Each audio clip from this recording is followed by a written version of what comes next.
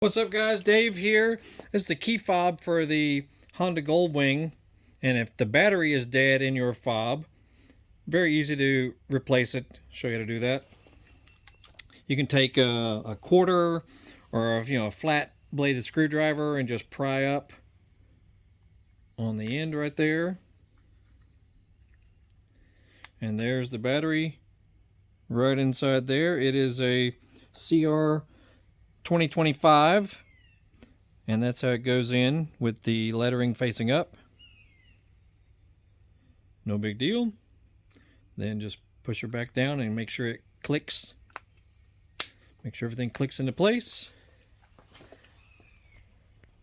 And then test it out.